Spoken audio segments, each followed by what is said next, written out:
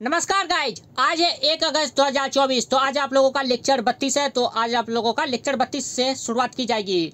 तो चलिए, कल हम लोगों ने लेक्चर 31 तक में आप लोगों का BTS ALERM के बारे में बताया था। तो इसका शॉर्ट ट्रिक याद करने का आप लोगों को बताया जाता है कि आप लोगों ने BTS नाम का ग्रुप सुना होगा जो कि कोरियन बैंड है। तो ये BTS हो गया। अलार्म को अलार्म याद रखिए, अलार्म एक जगह ई कर दीजिए, बस हो गया BTS alarm. B for believe, T for thought, S for speech, A for action, L for livelihood, E for endeavour, R for recollection, M for meditation. और इन सब के आगे आप लोगों को क्या लगाना था? राइट लगाना था, अर्थात सम्यक। राइट जैसे right believe, right thought, right speech, right action, right livelihood, right endeavour, right recollection, right meditation, ये लगाना था। तो ये आप लोगों को 4 आर्य सत्य बताए गए थे दुख के बारे में, जैसे कि दुख समुदाय, दुख निरोध गामिनी प्रतिपदा। तो इसमें एक रास्ते पर चलकर ही इस अज्ञानता इच्छा को दूर कर सकते थे, और ये रास्ता कौन था? BTS alarm. तो ये आप लोगों को बता दिया गया। तो आज हम लोग इसका हिंदी वर्जन भी देखेंगे, जो कि सम्यक दर्शन, सम्यक कर्मांत, ये सब है, उसके बारे में देखेंगे। तो आप सभी लोगों का जो भी नेट JRF की तैयारी कर रहे हैं या फिर हिस्ट्री को डेप्थ में पढ़ना चाहते हैं ऑब्जेक्टिव के थ्रू, या फिर होने वाले असिस्टेंट प्रोफेसर, एसोसिएट प्रोफेसर और वाइस चांसलर बनने वाले आप तमाम लोगों का हार्दिक अभिनंदन है। तो चलिए let's start the topic, lecture number 32। तो चलिए अब हम देखते हैं अष्टांगिक मार्ग। तो अष्टांगिक मार्ग में आप लोगों का पहला सम्यक विश्वास, जिसे हम लोग राइट बिलीव करते थे, सम्यक विचार जिसे हम राइट थाउट याद किए हैं, वही आपका BTS और अलार्म। तो सम्यक विश्वास, सम्यक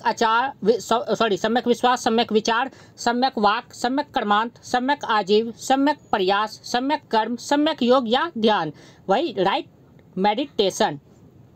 तो इन 8 मार्गों पर चलकर हमारी इच्छाएं समाप्त हो जाएगी और फिर हम धीरे धीरे मोक्ष की ओर अग्रसर होंगे।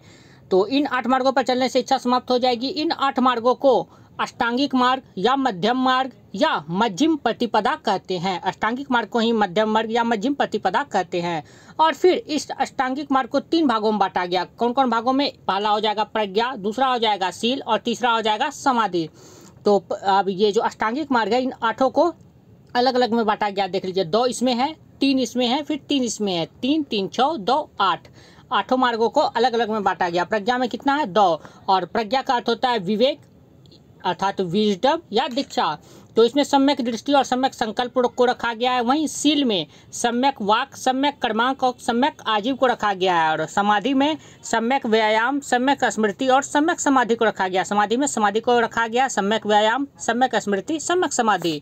अब आगे, जब गौतम बुद्ध सारनाथ में उपदेश दे रहे थे, उसके बाद बुद्ध ने संघ बनाया, जो बुद्धम शरणम गच्छामि, धम्मम शरणम गच्छामि, संघम शरणम गच्छामि, जो बोलते हैं बुद्ध के शरण में जाता हूँ, धर्म के शरण में जाता हूँ, संघ के शरण में जाता हूँ। तो यही संघ, तो बुद्ध ने अपना संघ बनाया, अर्थात ऑर्डर बनाया, जिसमें 60 शिष्य थे। प्रारंभ में कितने शिष्य थे? 7। और ये 60 जो है 12-12 के समूह में, प्रत्येक में 5 समूह थे। एक में 12, दूसरे में 12, तीसरे में 12, चौथे में 12 और 5वें में 12। तो इस तरह से 12 पंचे 60, 7 शिष्य हो गए।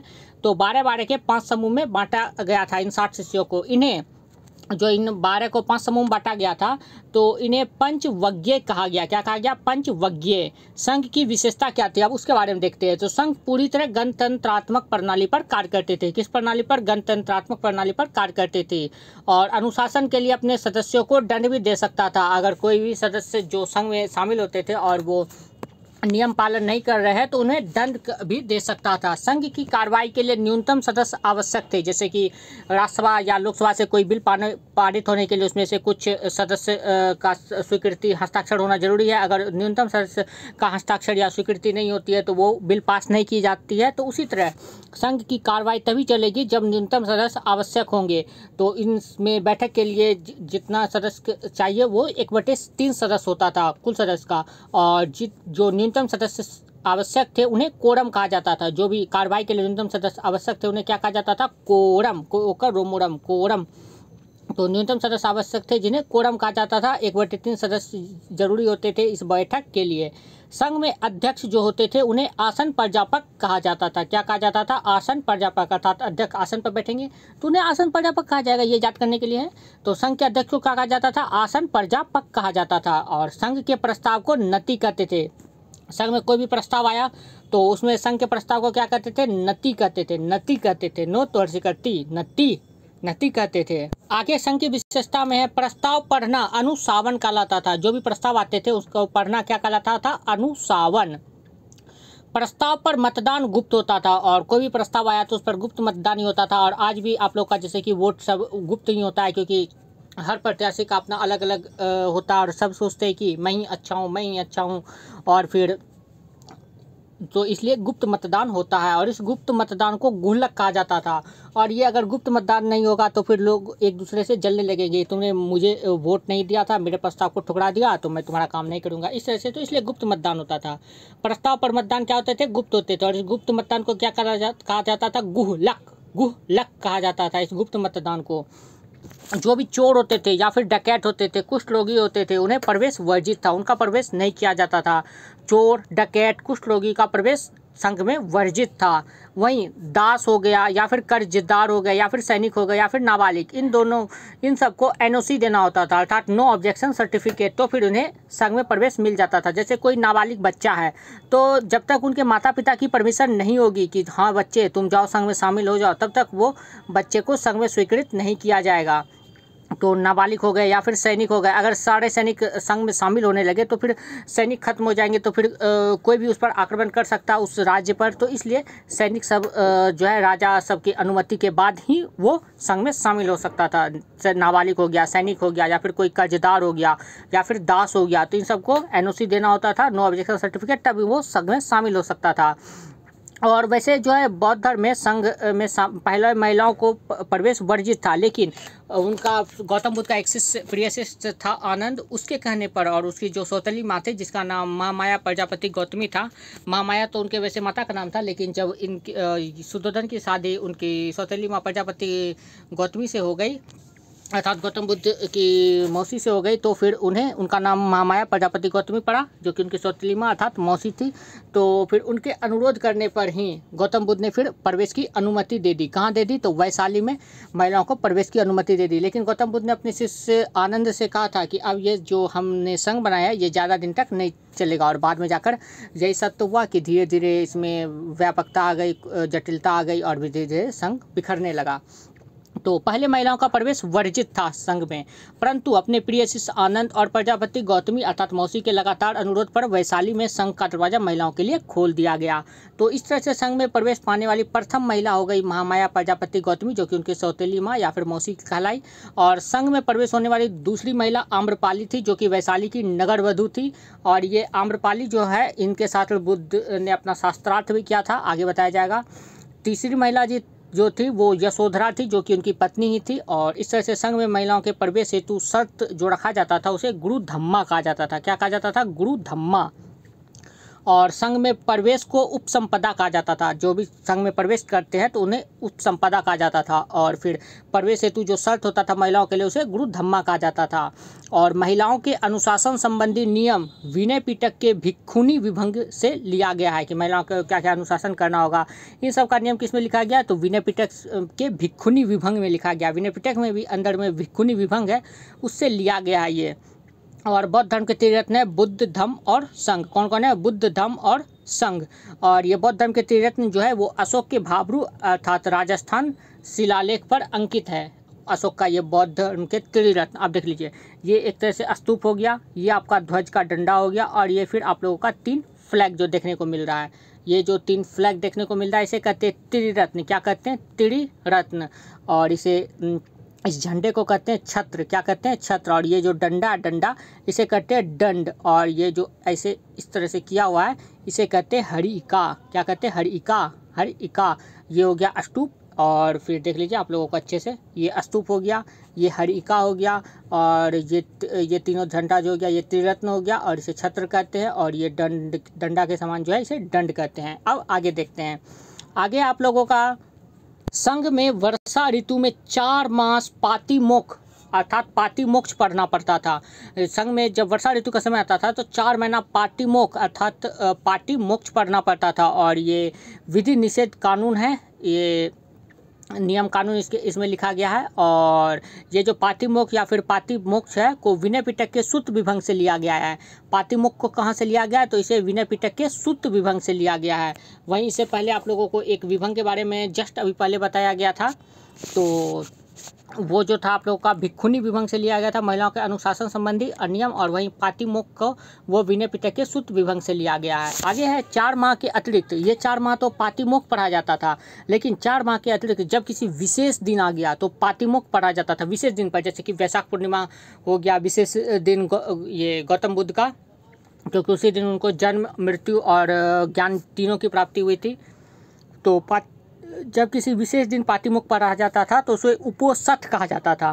ये क्वेश्चन भी आप लोग का एग्जाम में पूछ सकता है कि 4 माह के अतिरिक्त जब किसी विशेष दिन में पातिमोक्ष पढ़ा जाता है गौतम बौद्ध धर्म में, तो उसे क्या कहा जाता है? उपोषथ कहा जाता है। और बुद्ध पूर्णिमा का महत्व क्या है? तो जन्म, ज्ञान, मृत्यु तीनों इसी दिन हुआ था, बुद्ध पूर्णिमा के ही दिन, तो इसलिए इसका महत्व बढ़ जाता है। संघ में दंड के प्रावधान कितने हैं? 3 प्रावधान है दंड देने के। एक पहला है ब्रह्मदंड, दूसरा है मानक, तीसरा है परिवास। ब्रह्मदंड में क्या होता है? तो बौद्ध समाज से बहिष्कृत कर दिया जाता है, बौद्ध समाज से इसको बाहर कर दो, हटा निकाल दो, बहिष्कृत कर दो। मानक थोड़े समय के लिए बहिष्कृत, कुछ समय के लिए बहिष्कृत कर दिया, ये छोटा मोटा गलती किया है तो इसलिए थोड़े समय के लिए बहिष्कृत करना। परिवास सदैव के लिए संघ से निष्कासित कर दो, अब इसको जो है संघ में प्रवेश नहीं लिया जाएगा, परिवास में सदैव के लिए संघ से निष्कासित कर दिया जाएगा। गौतम बुद्ध का भ्रमण, कहाँ कहाँ भ्रमण किया उसके बारे में देखते हैं। तो सबसे पहले बोध गया में गौतम बुद्ध को ज्ञान की प्राप्ति हुई। बोध गया से वो सारनाथ में गए, सारनाथ में पहला उपदेश उन्होंने दिया। सारनाथ से वे उरुवेला गए, उरुवेला से वे रास्ते में काशी में रुके, उरुवेला के बाद वो काशी में रुके और व्यापारी नेता श्रेष्ठिन को उपदेश दिए। किसे दिए? श्रेष्ठिन को उपदेश दिए। उसके बाद काशी में जब रुके थे उसके बाद वो राजगिरी गए। कहाँ गए? राजगिरी गए। और राजगिरी में संजय गौतम बुद्ध के शिष्य बने। राजगिरी में कौन बने शिष्य उनके? संजय बने। और राजगिरी यहीं शासक जो है बिंबिसार ने बेलूबन बिहार दान में दिया था गौतम बुद्ध को। बेलूबन बिहार बिंबिसार ने दान में दिया था राजगिरी में ही। फिर राजगिरी के बाद वे कपिलवस्तु गए। कहाँ गए? कपिलवस्तु। और कपिलवस्तु में शाक्य क्षत्रियों ने उनको आमंत्रण दिया था, इसलिए वे कपिलवस्तु गए थे। कपिलवस्तु से वे अनूपी आए। कहाँ आए? अनूपी आए। अनूपी में वे आनंद, यहीं पर आनंद हो गए, उपाली हो गए, देवदत्त हो गए, ये सब इनके शिष्य बने। और इनके प्रिय शिष्य जो आनंद, ये यहीं अनूपी में ही इन्हें मिले थे। आनंद हो गया, उपाली हो गया, उपाली के बारे में भी आगे देखेंगे। आनंद के बारे में भी आपने देख लिया कि इन्हीं के करने पर महिलाओं को प्रवेश दिया गया। आनंद हो गया, उपाली हो गया, देवदत्त हो गया, तो ये सब शिष्य बने थे गौतम बुद्ध के अनूपी में। और फिर अनूपी से ये पुनः राजगिरी आए, फिर से राजगिरी आए। और यहाँ पर अजातशत्रु वज्जी संघ पर जो है, अजातशत्रु का नाम तो आप लोगों ने सुना ही होगा। तो अजातशत्रु ने वज्जी संघ पर विजय की सलाह मांगा। किससे? तो वही अपने गौतम बुद्ध से कि किस प्रकार से हम वज्जी संघ पर विजय प्राप्त कर सकते, तो इसकी सलाह गौतम बुद्ध से मांगी जब दोबारा वे राजगिरी आए। आगे है आप लोगों का, यानी यही राजगिरी में ही यहीं पर वैशाली की नगरवधु आम्रपाली से शास्त्रार्थ के लिए चुनौती दी। आम्रपाली ने इसी राजगिरी में गौतम बुद्ध को शास्त्रार्थ के लिए चुनौती दी। तो फिर जब राजगिरी से वे वैशाली आए, चूँकि ये जो है वैशाली की नगरवधु थी ये आम्रपाली, तो फिर ये अब वैशाली आए। फिर वैशाली में इनके साथ ये शास्त्रार्थ किए और फिर शास्त्रार्थ में आम्रपाली से गौतम बुद्ध जीत गए। तो गौतम बुद्ध जब जीत गए तो आम्रपाली पराजित हो गई, तो और वह अपनी आम्रवाटिका दान में दे दी। किसे? तो गौतम बुद्ध को। वैशाली से ये मग्गो की राजधानी सुमसुमारगिरी आए। कहाँ है? सुमसुमारगिरी। फिर मग्गो की राजधानी सुमसुमारगिरी से वे कौशाम्बी आए। कौशाम्बी के शासक थे उदयीन। और कौशाम्बी में पिंडोला व्यापारी घोषिताराम विहार दान में दिए उनको। पिंडोला व्यापारी क्या दान में दिए? तो घोषिताराम विहार दान में दिए। कौशाम्बी के बाद वे मथुरा आए। मथुरा के बाद वे श्रावस्ती आए। और फिर यहीं पर आप लोगों ने अंगुलीमाल डाकू का जो नाम सुना होगा कि अंगुलीमाल की माँ भी अब वहाँ जाना नहीं चाहती थी उस जंगल में जिसमें अंगुलीमाल रहता था, क्योंकि अंगुलीमाल का प्रण था कि जब तक कितने शायद 1000 उंगली की माला या फिर 100 उंगली की माला, यानी 100 आदमी को मार के उसकी अंगूठे को काट कर ना पहन लो तब तक उसका प्रण नहीं टूटेगा। तो उसकी माँ भी जाना बंद कर दी थी, सोची थी कहीं इस अपना प्रण पूरा करने के लिए मुझे ही ना मार दे, तो इसलिए उसकी माँ भी वहाँ जाना बंद कर दी थी। तो यहीं श्रावस्ती में वे फिर अंगुलीमाल के पास गए। और फिर उसकी कहानी तो आप लोगों ने सुना ही होगा कि वो अंगुलीमाल गौतम बुद्ध को बोलते हैं कि ठहर जा, किधर को जाता है? तो फिर गौतम बुद्ध उनको कहते हैं मैं तो ठहर गया, तू कब ठहरेगा? तो यह बात अंगुलीमाल को बहुत ही एकदम तीर से जाकर चुभी। ये कैसा बोल दिया, जो भी आता है मेरे से डर जाता है, ये मुझे बेबाक होकर बात कर रहा है, और वो भी निशब्द, एकदम अच्छे तरीके से बात कर रहा है, निशब्द नहीं मतलब अच्छे तरीके से बात कर रहा है, और वो भी सटीक जवाब दे रहा है। तो फिर गौतम बुद्ध ने फिर उसके कहा था कि इस पेड़ की पत्ती से टहनी पत्ता तोड़ के लाओ, तो अंगुलीमाल ने तोड़ के दिया। फिर बोला कि उसे जोड़ दो, तो फिर बोला ये कैसे हो सकता है, मैं इसे कैसे जोड़ सकता हूँ। तो गौतम बुद्ध ने कहा कि जब तुम किसी पत्ते को तोड़कर उसे जोड़ नहीं सकते तो किसी इंसान को मारते क्यों हो, जब उसे तुम फिर उसे जिंदा ही नहीं कर सकोगे। तो ये बात अंगुलीमाल को बहुत प्रभावित हुई, और फिर वो गौतम बुद्ध के चरणों में गिर गया, और फिर अपने प्रण को तोड़ दिया, और फिर गौतम बुद्ध के साथ ही फिर नगर भ्रमण, यानी कि गौतम बुद्ध के साथ फिर नगर में आए, फिर वो सुधर गया अंगुलीमाल। तो ये सब कहानी थी आप लोगों की। लिंक से लगता है भटक जाते हैं। तो श्रावस्ती आए थे, यहीं पर अंगुलीमाल को शिष्य बनाए थे गौतम बुद्ध, और श्रावस्ती के राजा प्रसेनजित थे, और सबसे लंबा समय यहीं श्रावस्ती में बिताया। तो इसकी कहानी भी आप लोगों को सुना दी गई लंबे तरीके से। तो श्रावस्ती से फिर परौना आए, जो कि पावापुरी बिहार में है। परौना पावा आए, और यहीं पर इसी पावा में 80 वर्ष की आयु में इनकी मृत्यु 483 ईसा पूर्व में हो गई। कब हो गई? 483 ईसा पूर्व में हो गई। और गौतम बुद्ध की मृत्यु जो हुई, इसे बौद्ध धर्म में महापरिनिर्वाण कहा गया। क्या कहा गया? महापरिनिर्वाण। अब बौद्ध संगीति देख लेते हैं। तो अभी तक में 5 बौद्ध संगीति हुई है। 5वां बौद्ध संगीति हाल ही में 200 वर्ष पहले हुई थी। इसका रिसर्च आप लोग कर सकते हैं गूगल पे। फिलहाल 400 बौद्ध संगीति के बारे में आप लोगों को बताया जाता है। तो प्रथम बौद्ध संगीति जो है ये 483 ईसा पूर्व में हुई थी। इसके आयोजनकर्ता अजातशत्रु थे। स्थल थी ये राजगिरी या फिर गिरिव्रत जिसको कहते हैं, कि सप्तकर्मी गुफा में इसका स्थल था। अध्यक्ष था महाकश्यप। और इस प्रथम बौद्ध संगीति में 500 लोगों ने भाग लिया था, जिसे पंचशेटका कहते हैं। 500 लोग अर्थात पंचशेटका ने भाग लिया था। और इसका परिणाम यह हुआ कि 2 पिटक की रचना हुई। एक सुत्त पिटक की रचना हुई, और दूसरा फिर आप लोगों का विनय पिटक की रचना हुई। तो इस सुत्त पिटक की रचना किसने की? तो वही गौतम बुद्ध के जो प्रिय शिष्य थे आनंद ने, उसी ने की थी। मतलब गौतम बुद्ध की जब मृत्यु हुई जिस साल 483 ईसा पूर्व में, उसी साल प्रथम बौद्ध संगीति का आयोजन हुआ था। तो सुत्त पिटक की रचना आनंद ने की। और सुत्त पिटक में क्या है? तो बुद्ध के शिक्षाओं का संकलन है इसी में, सुत्त पिटक में। ये भी क्वेश्चन कई बार पूछा जाता है कि बुद्ध के शिक्षाओं का संकलन किस पिटक में है, तो सुत्त पिटक में है। आगे आप लोगों का विनय पिटक। विनय पिटक की रचना किसने की? तो उपाली ने। ये भी गौतम बुद्ध का शिष्य था। को बताया गया था कि आगे आप लोगों को इसके बारे में भी बताया जाएगा, उपाली के बारे में। तो फिर ये जो विनय पिटक की रचना उपाली ने की। तो विनय पिटक की रचना किसने की? उपाली ने की। और विनय पिटक में इसमें अनुशासन संबंधी नियम है। और वहीं जो पहला आप लोग का सुत्त पिटक था, उसमें बुद्ध के शिक्षाओं का संकलन था, और इसमें अनुशासन संबंधी नियम है। और सुत्त पिटक के भाग हैं, देख लीजिए, इसे 5 भाग हैं। कौन कौन? दीर्घ निकाय, मध्यम निकाय, संयुक्त निकाय, अंगुत्तर निकाय। अंगुत्तर निकाय के बारे में भी आप लोगों ने सुना होगा। खुद्दक।